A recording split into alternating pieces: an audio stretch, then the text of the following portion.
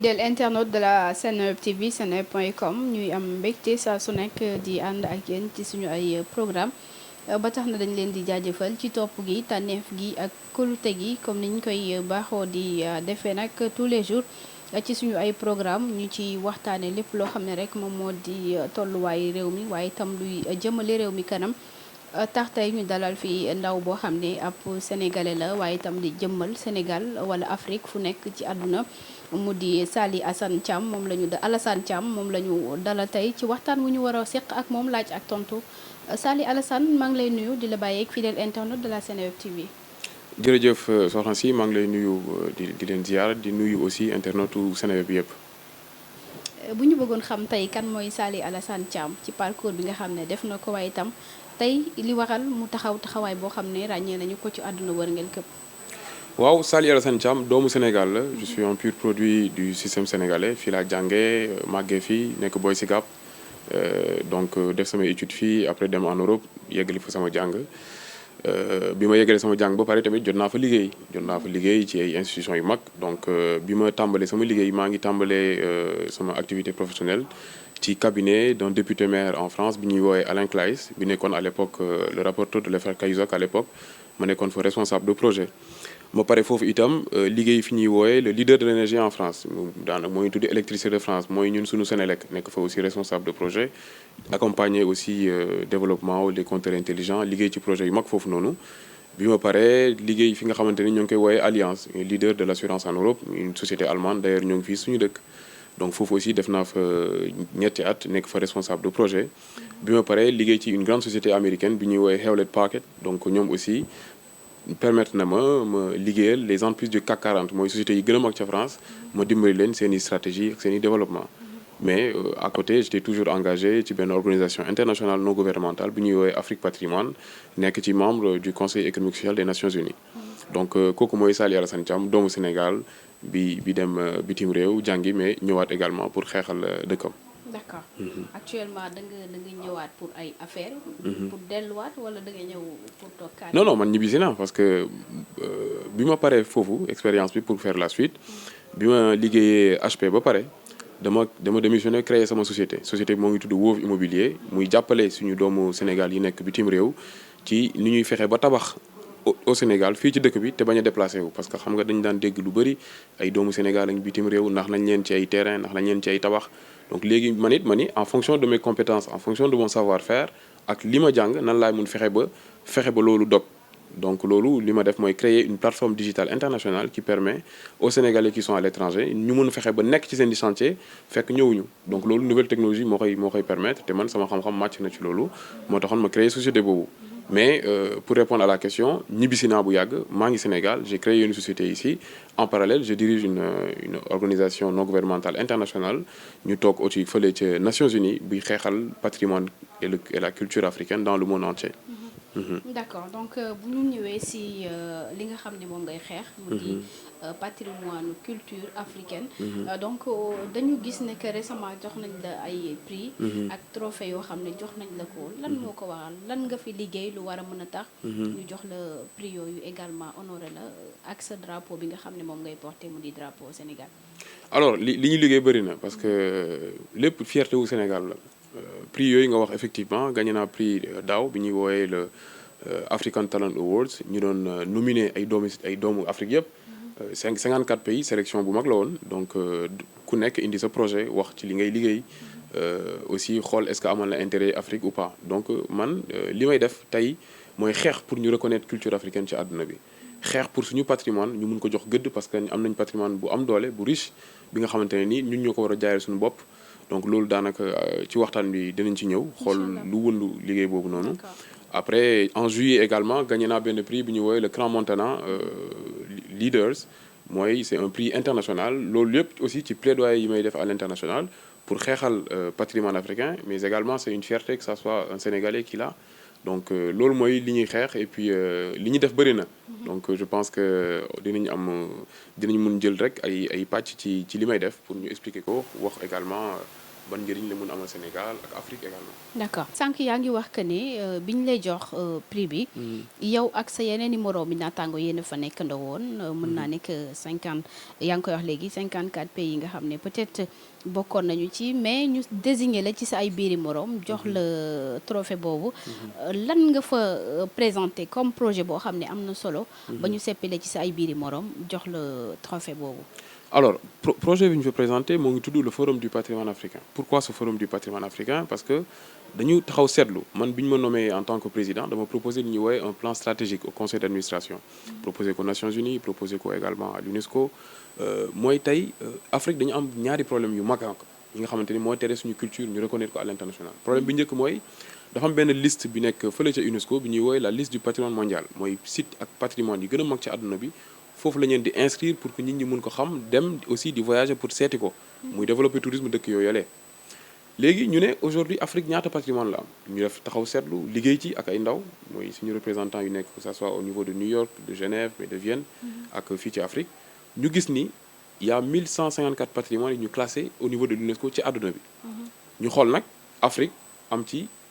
téeméer ak juróom-benn mooy 106 patrimoine ñu gis ni loolu c'est un taux bi nga xamante ni ndaw na lool.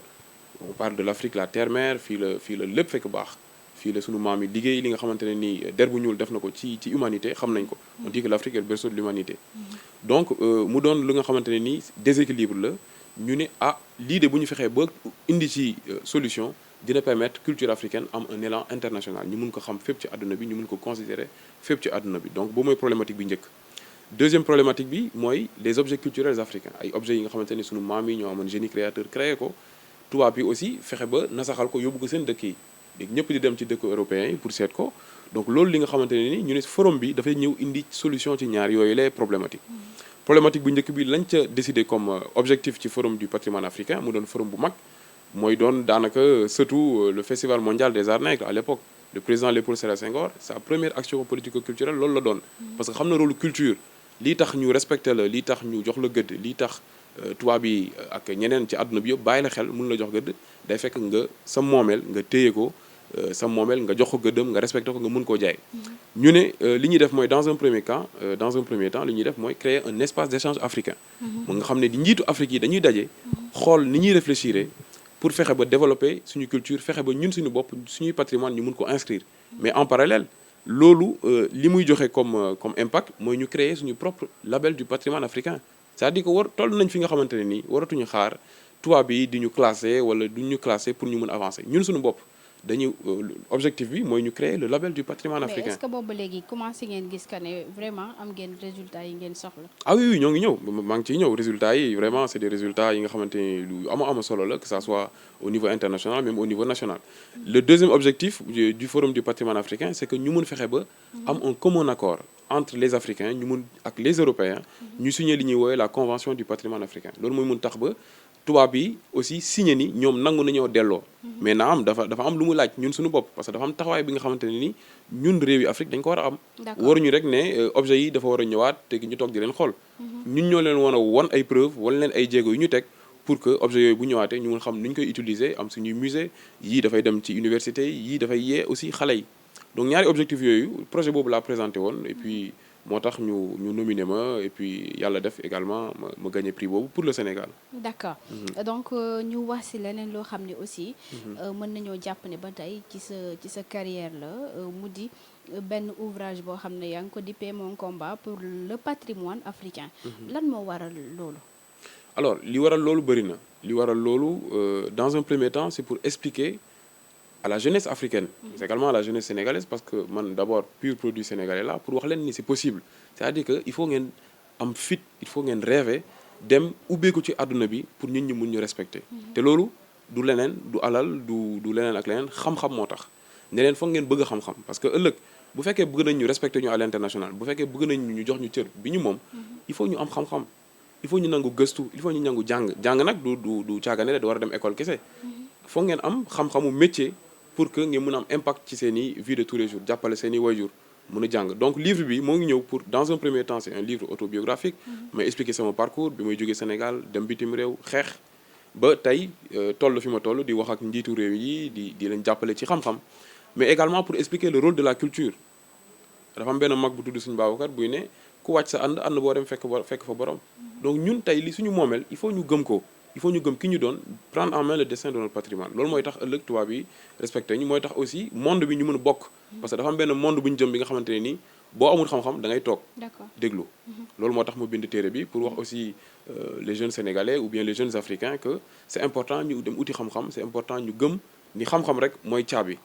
pour ubbi buntu àdduna yëpp. livre boobu génn na ba noppi. kañ lay génn parce que gis nañ également. promotion bi am na ci ñoo xam ne déjà jóg nañ pour taxaw si. mais cérémonie bi kañ lay am pour ñi nga xam ne vraiment bëgg nañu rencontrer. Saly Alassane Thiam pour peut-être engagé wu ci combat bi nga xam ne ci la nekk. bon livre bi li may njëkk wax ci livre bi d'abord parce que c'est un livre bi nga xamante ne nii. tey les autorités de l'Afrique notamment le président en exercice de l'Union africaine son excellence monsieur le président Macky Sall moo préfacé livre bi wax ci wax ju am solo. parce que xam nga am privilège boobu noonu sur 17 millions de Sénégalais c'est pas rien. te le président de la République aujourd'hui comprendre na les enjeux yi nga xamante ne ni mooy tax Afrique mun développé wu. il a fait 2 plaidoyers à l'international dem na ci bitim réew Afrique d'abord ne leen objet yi nga xamante ne ni dafa nekk bitim réew fokk mu ñëwaat.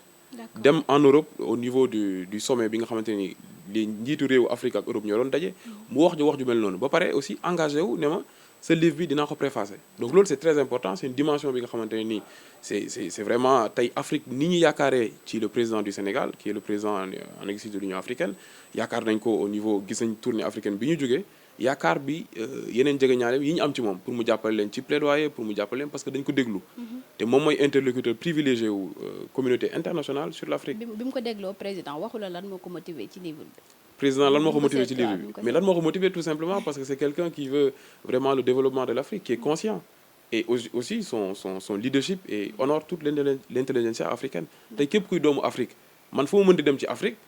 bu ma ne Sénégalais la dañuy ne boo ñibbee nga nuyul ñu sa président parce que kontaan nañ ci moom xam nañ li muy def nangam am na benn respect bi nga xamante ne nii rusuma wax ni Sénégalais la à l'international c'est une fierté et puis ma indi projet bu mel ni Sénégal gis que le président de la République appuyé ko accompagné ko donc cérémonie bi également on est en train de voir en fonction de l'agenda comment nañ koy tegee mais livre bi moo ngi génn septembre bii nii ñu jëm te bu génnee incha allah dama bëgg l'exclusivité la première cérémonie de dédicace moo am Afrique notamment le Sénégal donc dinañ ko def fii bu soobee yàlla woo ndaw ñëpp woo toutes vraiment les intellectuels les universitaires parce que combat bi seen combat la et que aussi ndaw ñi mën a approprier au sujet bi nii mën a comprendre ni amul y a pas d'exemple man j'en suis la preuve kenn dégguma ci ay waxu yu dul liggéey ut xam-xam ak représenter Sénégal te je pense que xam-xam bu bënn rek mooy mun tax ñu xàmmee la aussi accompagner la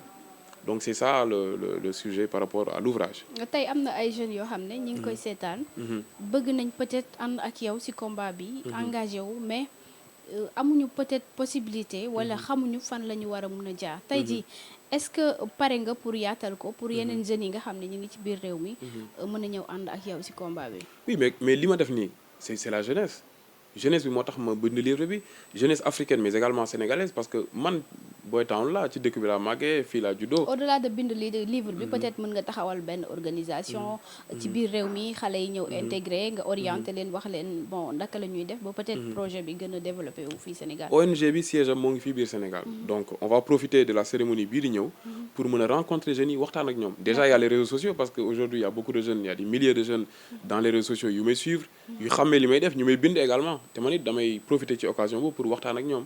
et puis ñuy gis exemple boobu noonu ngay dem bitim réew di waxtaan ak nasaraan yi di waxtaan ak yeneen africains yi mais foofu drapeau Sénégal nga fay yóbbu mais on est en train de mettre ñoo ngi def ay jéego yi nga xamante ni day tax jeunes yi mën a gis seen bopp ci li ñuy def et puis aussi xam ni xam-xam kese ak liggéey mooy tax ñu jox leen cër moom moo leen amal njëriñ aussi parce que seen waajur yi soxla leen ci kër yi ñu jàppale leen ci dépense jàppale leen ci leneen ak leneen mais loolu du dugg ci li sa yoon nekkul mooy tax nga mën a avancer il faudrait privilégier mooy jël loolu xam ni xam-xam métier ak liggéey mooy tax ñu considérer ñu te man loolu lay message boobu lay lancer jeunesse yëpp mais également à tout le Sénégal parce que aujourd'hui le Sénégal et le Sénégal occupe la présidence de l'Union africaine li ñu bëgg mooy ëllëg ci biir fii ak téeméeri at ñu xam ni Sénégal ba mu yoree Union africaine def na fa tel jéego donc suñu projet forum bi également moo ngi inscrire en tant qu'instrument d'accompagnement de la politique culturelle du chef de l'État également qui appuie notre démarche. Merci beaucoup monsieur Saly Alassane Thiam. donc lan mooy nekk sa kàddu gu mujj lan ngay tàggoo vu que lancé nga benn message pour jeunes yi. alors tàggu bi du gudd li may wax rek mooy maa ngi lancer un message à la jeunesse africaine mais également à la jeunesse sénégalaise bi nga xamante ni fii laa juddoo fii laa màggee li mu leen di wax mooy ñu gëstu ñu nangu gëstu nangu ut xam-xam et puis aussi moytu ndiku yenn facilité yi ci àdduna parce que àdduna dafa laaj xeex dafa laaj jaayante mbëkkante dem dugg wax ak nit ñi mais wax leen li ñuy dégg aussi parce que lépp lu ñu mun def tey xeexuñu duñ ko mun a am donc résilience mooy li nga xamante ne ni moom laay wax sama mbokki jeunes yi nañu fexe gànnaayoo ko